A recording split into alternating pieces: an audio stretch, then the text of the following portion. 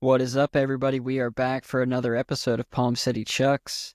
This time, we are bringing you some more basketball. We are finally back, Yes. more than happy to be, and we're going to be talking about the trade deadline, what we think about it for now, what we think about it for the future, who we think won, and let's get right into it with the one everyone was talking about, Yes. Luka Doncic to the Lakers. I was in a bar when I saw this notification hit my phone, and when I tell you everybody in the bar let out a gasp, I'm so serious. It really happened. I was in Chicago, and it was crazy.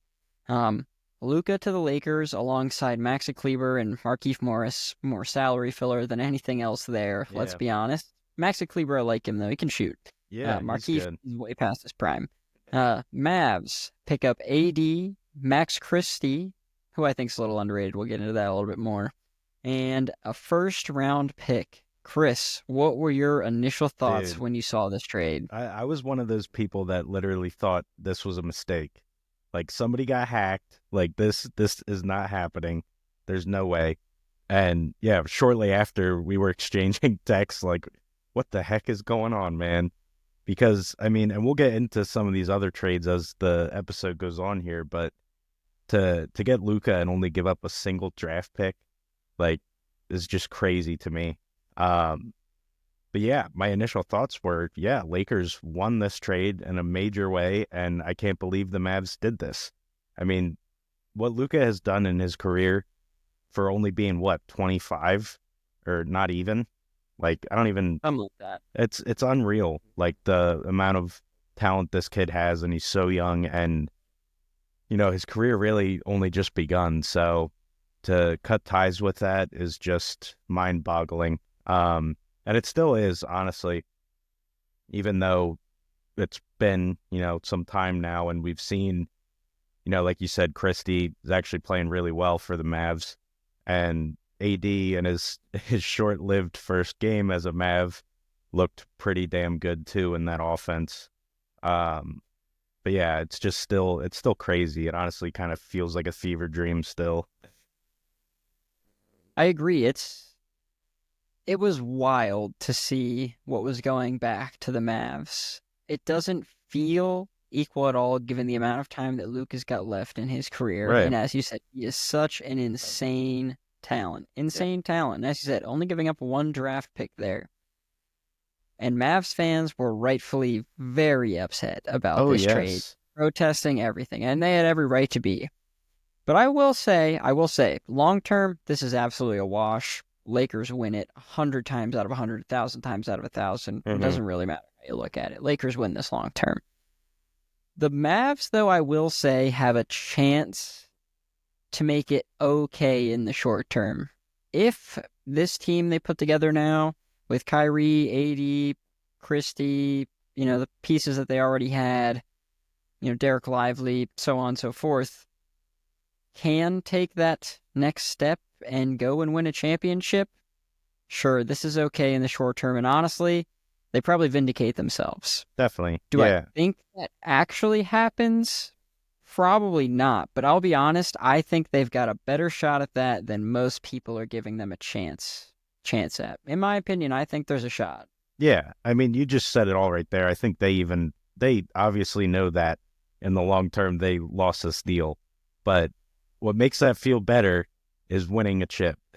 So there's no doubt in their mind right now they think this helped their team right now to get the job done. Um, and yeah, so that's why they made the move happen. But it was funny when you brought up Kyrie, it made me remember what I texted you on the night of the trade, which was, I think it's a typo, and it was actually Kyrie going to the Lakers. Yeah. Because then when you look at it, it seems like a pretty equal trade, just given his age and AD's age. But yeah, when you look at it this way, it's crazy to me because Luka's so much younger and yeah, will be great long after AD has hung him up. Um, but yeah, I think you're on to Yes. something there. I think they definitely have a chance to contend still. Like it didn't ruin that. Um, but will they No, get and, it and the done thing in is, a stacked West? I don't know. But man, the thing is that I feel like people are just getting lost in the light of Luka, which is very large, by the way, and he is easily the best player in this deal Yeah. and has the longest career left, as you were saying. However, for the Mavs, they go from a 2-guard superstar team to a 1-star guard, 1-star big. That just changes the dynamic a bit, and 2 stars one at the front court, one in the back court. I think that might give you a better chance to win right now, regardless if Luka is the better player. And like I said, I'm not sure that it happens, but I think there's a chance they do get better as a team the rest of the year. I'll be honest, I really do. I will say this too. I think it's definitely a better fit for Anthony Davis. He gets to go back to that 4 spot, which he likes and prefers over playing center. And I definitely think it'll give his offense a boost with him being back at that 4. So yeah, I think he'll be improved in this offense compared to what we've seen the last few seasons with the Lakers. But yeah, I mean, it's tough to say because, again, they're in the West and it's stacked over there. A lot of other things definitely need to fall their way. But yeah, their eyes are on the gold right now. They wanna win the chip soon. And yeah, they felt this was a better chance than riding with Luka. And if they don't, then yeah, this goes down as an absolute disaster. But the question I'll throw back at you is, if they do go and win a chip in the next 1, 2, maybe 3 years, don't know how many prime years AD has left where this trade would matter. So I'd say probably 3 more max. Does that vindicate them completely? Yes. In your opinion? Yeah. I agree. Yeah, I think you know that too from just our talks in other sports and everything. Like, when you win a ring, it literally doesn't matter. Like, that is forever. Like, you can hit a friggin' 15-year rebuild the year after you win a ring. It doesn't matter. Like, one of the teams I like to think about is in the NFL, the Rams. Like, what they did to get Stafford and, get this old team that had just like a year or 2 window, but they got it done. They didn't have any draft picks for years following, and none of that matters. And yeah, I totally think if you get it done, it doesn't matter. It's worth it. But yeah, easier said than done, especially playing in the West. Yeah, no, 100%. 100%. Let's move on to another big trade out in it's a combination of the West and East, this one, involving the Spurs, the Kings, and the Bulls. Yeah. You know which one I'm talking about, don't you? I do. Yeah. De'Aaron Fox to the Spurs, giving Wemby a young point guard partner.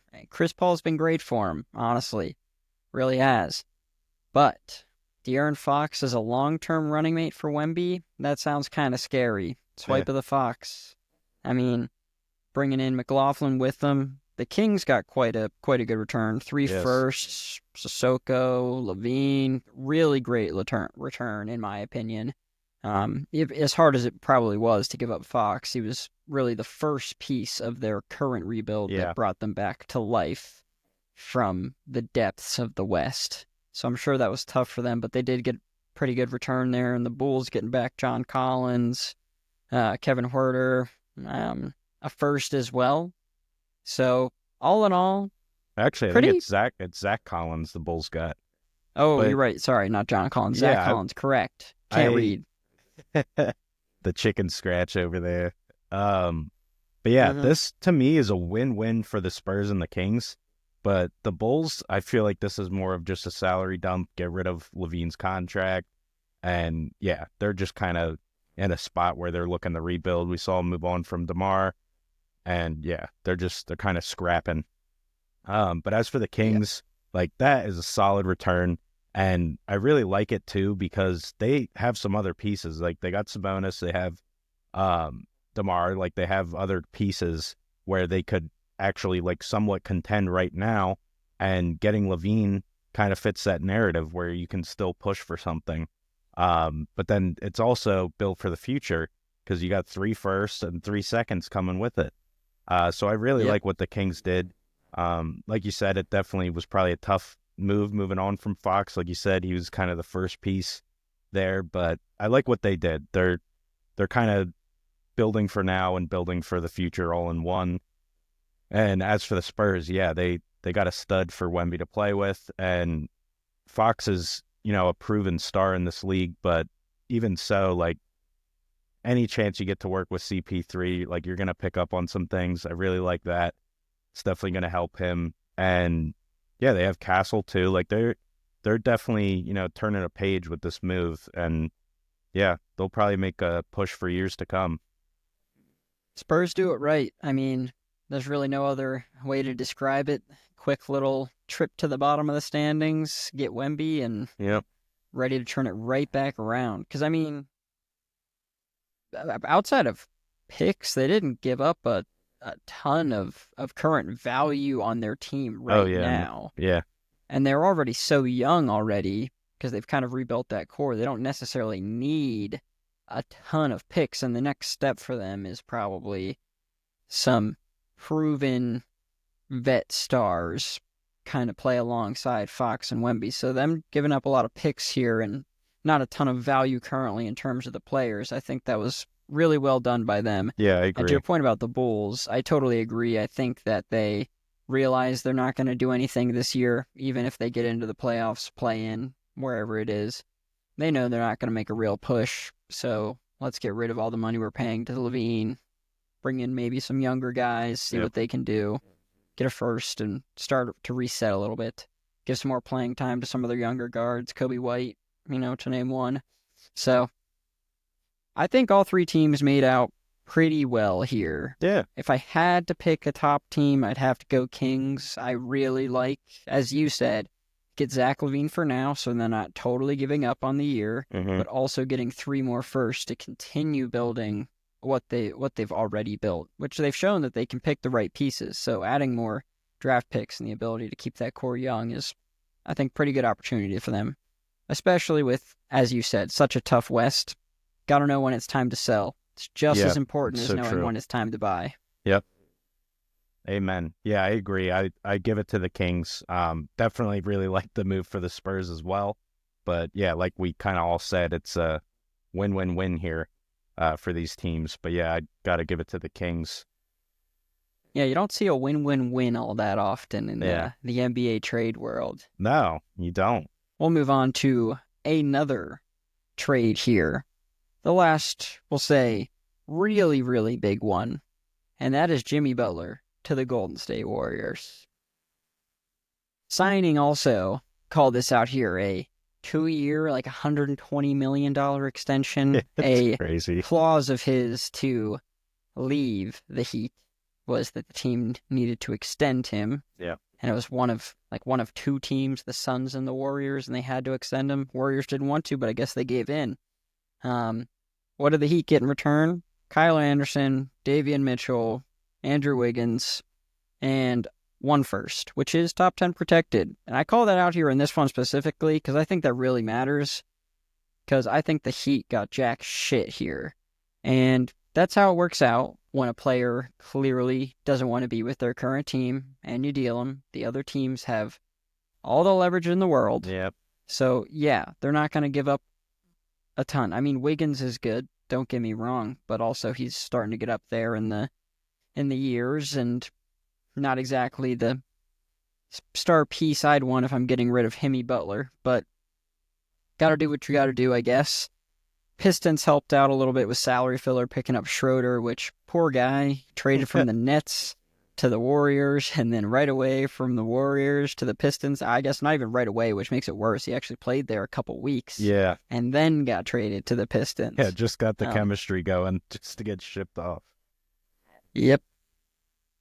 So this one is an interesting one, and the kind of way I want to take this is the Heat probably felt like they had to get rid of Jimmy. He made it very clear he had no interest in playing for them anymore. Yeah.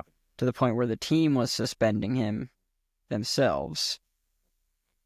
And you didn't get a great return for him, but he got something. So I guess maybe you're happy with that.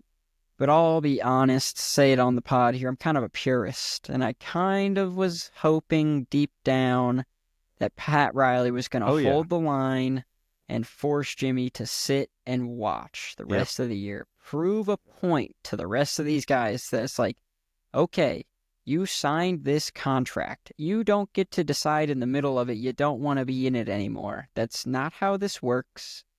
You sign the contract, complete the contract, and then leave. That is your right.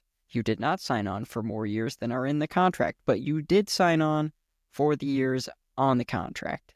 Deal with it. It is becoming a pandemic across all major sports. NBA certainly not immune. One of the worst offenders, actually. Yeah. I would say, if not the worst. And Jimmy Butler, just another case of it. What are your thoughts on that? Because I was really hoping Pat Riley was going to stand pat, but also it's hard to blame him for getting something instead. Yeah, I couldn't agree more. We talked about it before, but yeah, I wanted him to hold the line so bad. Like, do not ship him.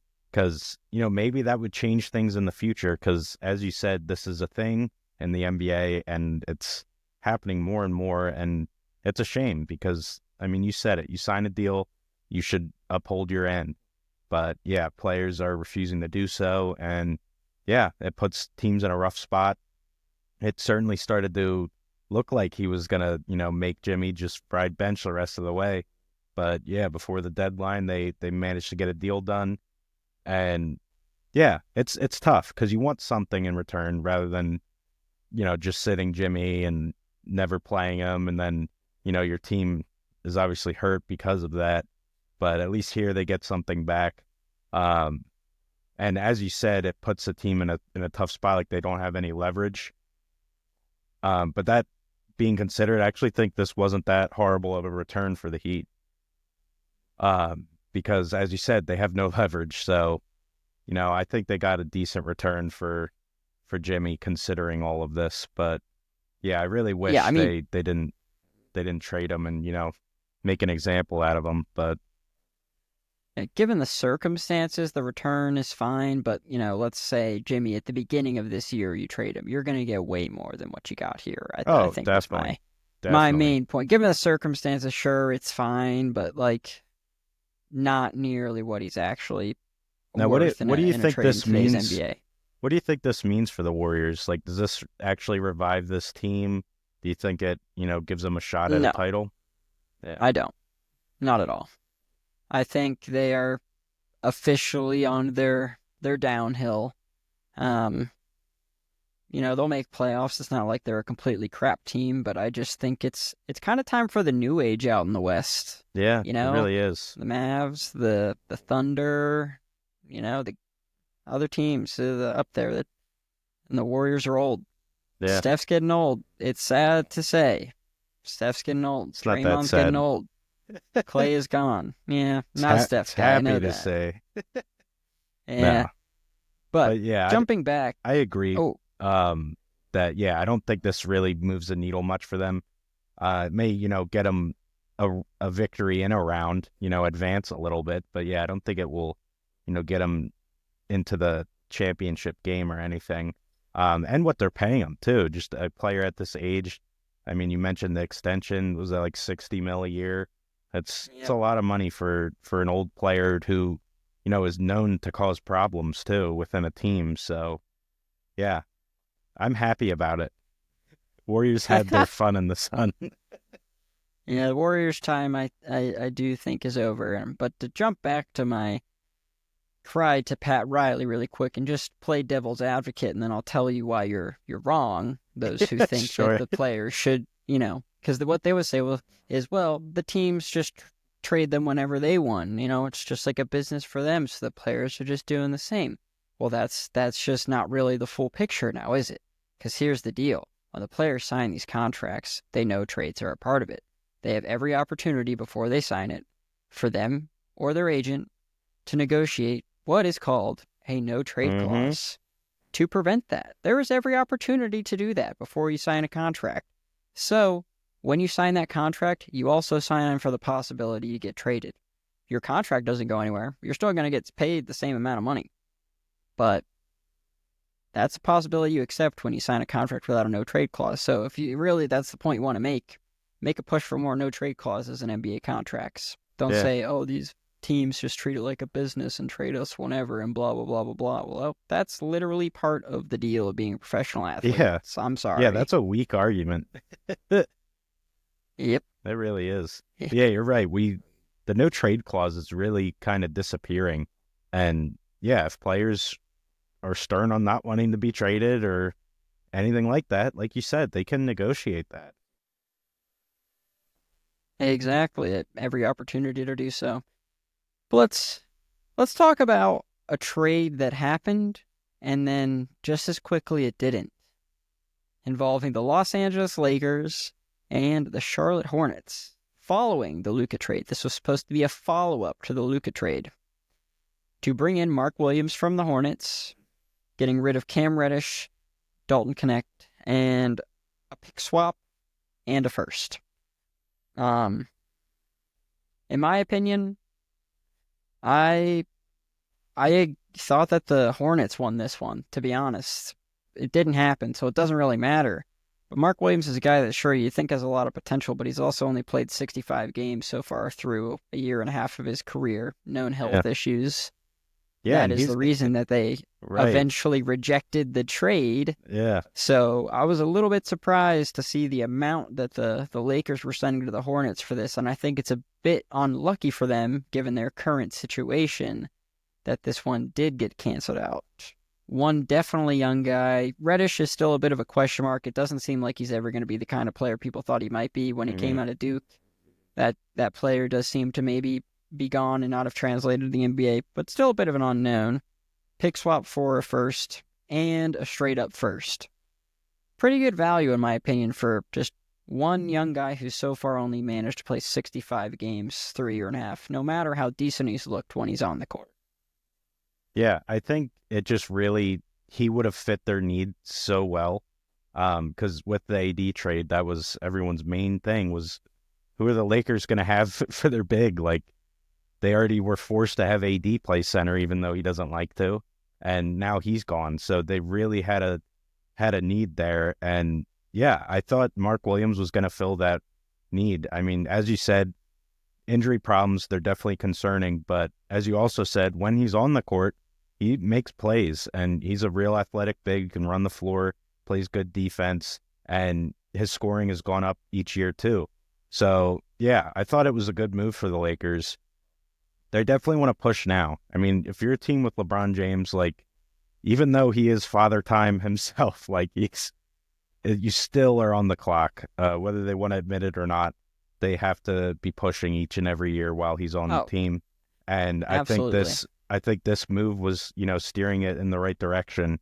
But yeah, as you said, the injuries of Mark Williams, definitely concerning, and they're clearly still there because he was the reason this trade did not go through.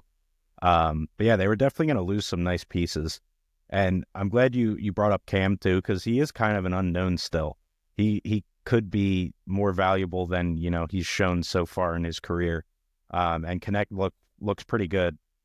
He's a really good shooter. So yeah, it would have been close had it gone through. But yeah, unfortunately, these players have to face the awkwardness of going back to the team that wanted to ship them away.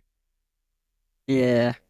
They're all young though, so it'll hurt for a little bit, but they'll get over it. Yeah. They'll get over it. I'm sure. I do want to ask, do you think that the Lakers maybe had second thoughts, or maybe LeBron or Luka had second thoughts when they heard this come out, and the physical problems of Mark Williams were possibly overstated? Ooh, yeah, certainly it's possible. I mean, when you have the GM, it's definitely possible. That thought didn't cross my mind, but yeah, I mean, sure, that definitely could be a thing. And it honestly sounds about right too. Like, you would think LeBron would want to hold on to these young wings and, groom them and, teach them. But yeah, it certainly could have went down that way. But yeah, I like to think it was clean and it was done well and within the rules and all that good stuff. But yeah, maybe you're on to something there.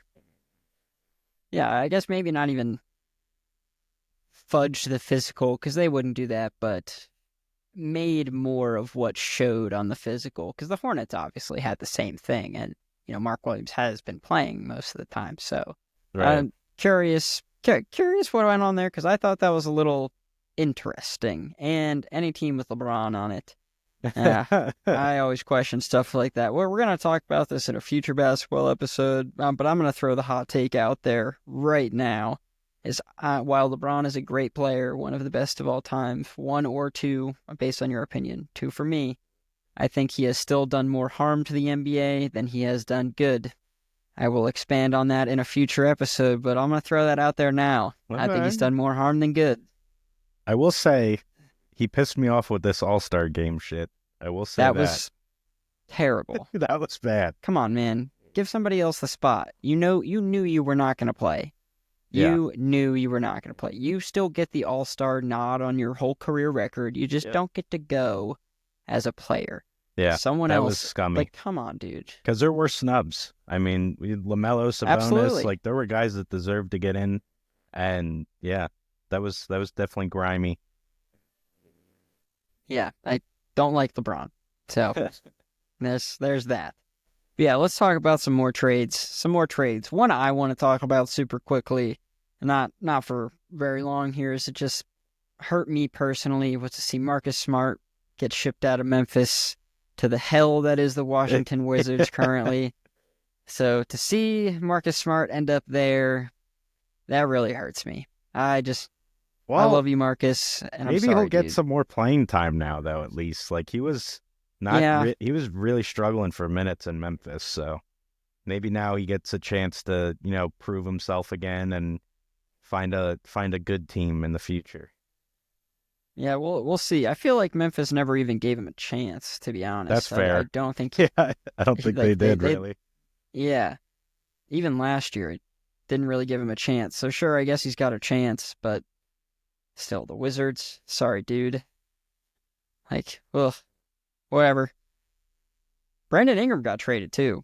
Pelicans traded him away with Toronto, giving up Bruce Brown, Kelly Olynyk. As a Celtic fan, I actually was surprised to see his name in this trade here. I honestly barely realized this man was still playing. Took this trade to remind me that. A second and a first. But I really like this trade for Toronto. Brandon Ingram's been hurt this year, but I think that Brandon Ingram's a guy who goes a bit under the radar in the NBA. I really like him as a player. I think he's overshadowed by the thought of what could be Zion, because let's be honest, nobody really knows. That's always the question with the Pelicans, is what could Zion be, that people forget what's going on the floor. And Brandon Ingram's been pretty good for them. I really like this for Toronto. Thinks this helps them a lot. Maybe a bit of a Pascal Siakam replacement in both terms of player and frame. Yeah, I agree. Definitely a good move for the Raptors. Interesting move by the Pelicans. Like, what are they trying to do here?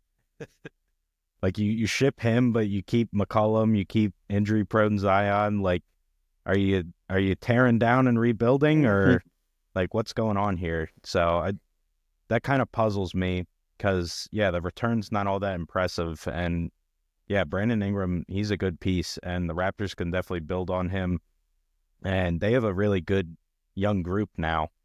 With the addition of him, so they're gonna bounce back here in a year or two and be solid again, especially playing in the East. Yeah, not the biggest fan of that being in the same division as them. I'm sure you're not either, but right. What can you do? The teams in our division, minus the Sixers, know how to rebuild. The Sixers will just continue to pile on bricks and then knock them right back down to the floor. Yeah. So unfortunately, there's that. I know. Trust the process, baby.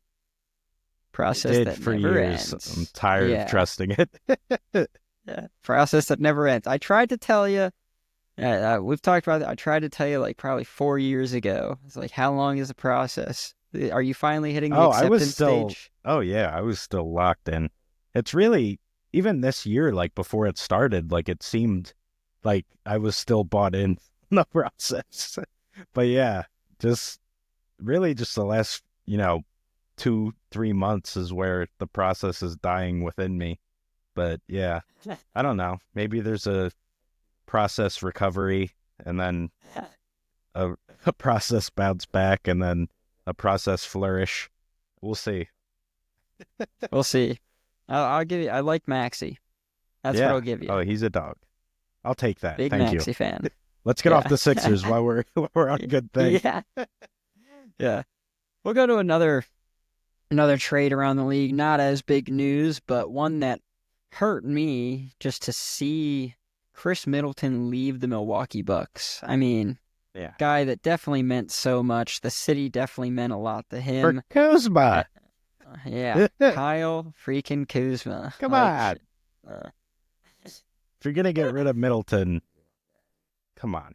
Get somebody that's not Kyle Kuzma. But I don't know. It really felt like kind of a loss for both teams. I don't know what either team was trying to do here, to be honest. I mean, Like, Middleton's pretty definitely he's like really pushing the washed button. Like he's Oh, right yeah. there. And Kuzma's pretty young and he's just hit or miss. Like he's really inconsistent. So I feel like that's exactly what this Bucks team should have been after is a consistent player to, give them 15 a night or something like that. But yeah, I don't really think Kuzma's that. He's going to give you 20 or he's going to give you 2 and shoot 1 for 10. Like Yeah, because that is the thing. Middleton's a guy that knows when it's not his night. He just does not shoot. I Right. don't know how many nights like that Kuzma's got in him to not shoot the ball. got to love the Um, confidence though. But he's going to stay Dude. chucking. Yeah.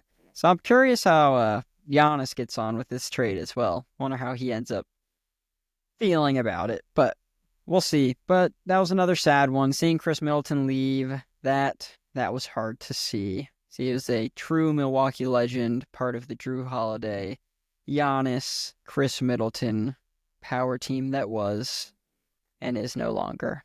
Yeah, Only Giannis remains. it's true. How about you, sir? You got any other trades you want to discuss? Yeah, I do. I have a few more. I want to talk about the Cavs getting DeAndre Hunter and the Hawks getting LeVert, Georges Niang, and 3 seconds. Really like this for the Cavs. I feel like Hunter is a really good piece, and they're a good team this year, but they have like a really young core all in all. Like they have a chance to be contenders for many years to come, and I feel like this was smart. Getting rid of second round picks, which, as we know, really aren't too valuable in the NBA, and some older players with talent that's dwindling, and they get a good young piece in here for a wing spot, which is honestly where they need help. If there is a position where they need help, this is it. So I think that was a really smart move for them. Yeah. No, I'll agree. I'm not sure that I'm quite as high on Hunter as you. I do think that he is a good player. I don't know if I would say really good piece, but good player and probably gives them closer to what they need than Yeah, what it's Karis on it. LeVert. Yeah, don't get me wrong. It's a good depth piece. Like I don't think it's like they just got a star or anything crazy, but I think it's a good young player that, can maybe grow into something more, but definitely fills a position of need for them. Yeah, I'm just trying to think if it pushes the Cavs any higher, like right now. Because if not, I actually think the Hawks got quite a decent bit of value out of this. But I don't know that I can decide that, and I gut call, I'd have to say no. Maybe it helps a little bit, but I'm not sure that it really takes them to wow, leading the East, hard to really complain. But Right. but at the same time, come playoff time, Yeah, does as it a put them Celtics over guy, the Celtics? Yeah, probably yeah, not. exactly. But- I don't think so. I don't think so. Yeah, I And would agree 3 with seconds that. is not nothing these days. Like that's not nothing. It's a lot of trade utility. Yeah, I and guess. Karis LeVert, I think, is a bit undervalued currently. He's certainly not what he used to be, but I think he's a bit undervalued. So, I don't know. We'll see how this one pans out. Could go either way. All right. What's another one here? Oh, so Raptors get James Wiseman and some cash considerations and only give the Pacers a second-round pick. I feel like this is a phenomenal move for the Raptors because this is I a agree. guy I'm not ready to quit on yet.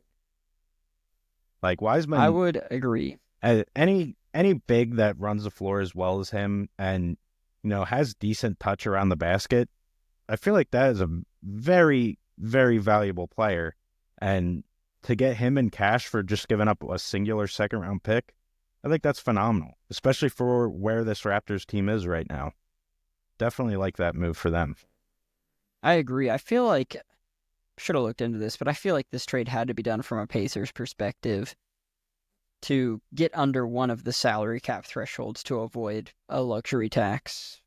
It feels like it has to be because Wiseman has shown enough flashes.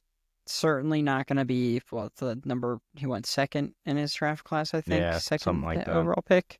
And it's certainly not going to be that player, No. but he's shown flashes to definitely be worth more than a second round pick when you also get cash on top of Wiseman, meaning they're still paying some of what they were owed to Wiseman, technically, if you really, look at the trade balance there. So I agree. Really like this for the Raptors. Raptors had one hell of a trade deadline. Yeah, really. Moves that might get a bit overlooked, but I think they were excellent.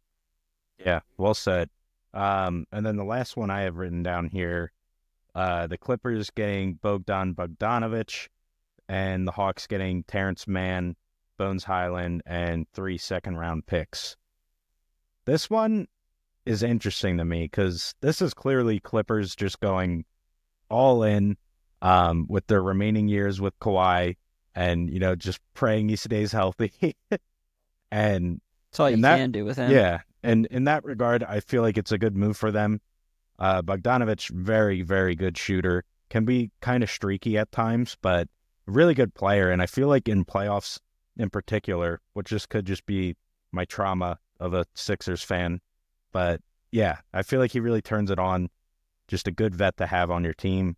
But that being said, I think the Hawks get a good return here with the 3 seconds, Terrence Mann and Highland.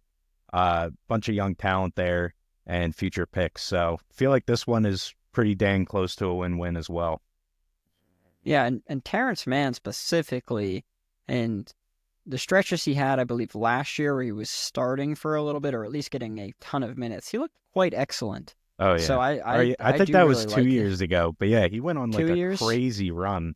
Yeah. Where, he was like the next coming. And so he's got it in him. But then they acquired James Harden, got less time, Yep. those types of things. But so yeah, I'd like this for both. I do like this for both. But yeah, guess that's what we got for trades. But I wanna end this episode by asking you, before we kick off the season after the All-Star break, which shout out Mac McClung bringing back the dunk contest, by the way. Since I mentioned the All-Star, shout out Mac McClung, dude. He had Ja Morant, Giannis, and can't remember what the other insane dunker it was. Like, I'll do it if you do it. Yeah. After watching Mac, I know Giannis said that out to Ja. I'll do it if you do it. Yeah, that's exciting. And I hope it happens. I hope it does, because that used to be the best. The players actually tried some crazy stuff. It's just gotten so boring since the Aaron Levine, Aaron Gordon year. It has just gone downhill. Yeah, Zach LaVine, Aaron Gordon, those, yeah. And they had a rematch too, which was phenomenal. But yeah, ever since that, man, it's rough. I'll be honest. Most years I'm watching the highlights after the fact. I'm not even zoning into the All-Star game activities. And then, did you see the skills challenge? What Chris Paul and Wemby did? Yeah. I mean, what do you expect? I'm honestly surprised that hasn't been tried before. Right. No penalty for missing. You just got to get the shot off. So, I mean, they got the shot off, technically. How can you disqualify him for that? Thought that was a bit, whatever. But, hey. Yeah, they just refused to admit they were outsmarted by disqualifying them. That's all that is. Yep. Because they didn't break any rule. So, yeah, that was kind of dumb by the NBA. They should have let him have the trophy and then fix it for the future. 100%. But as I was saying, so now before the season really kicks off after the All-Star break, who do you think is the NBA Finals matchup. Mid-season prediction, Ooh, slightly over, but All-Star break. honestly, We'll call it mid-season. I think I'm going to keep it the same as my preseason. Thunder Celtics. I still feel like they're the best teams, especially come playoffs time come playoff time because as we said, the Cavs are the one in the East and they look really good. But I feel like come playoffs, the Celtics have just been here. You know, they made the run numerous times, and yeah, they're built to do it. So it's tough to go against them. And then in the West, I mean, the Thunder are just really stacked and playing really fun basketball. And it's kind of like selfish, but I just want them to make it there just because they're so fun to watch.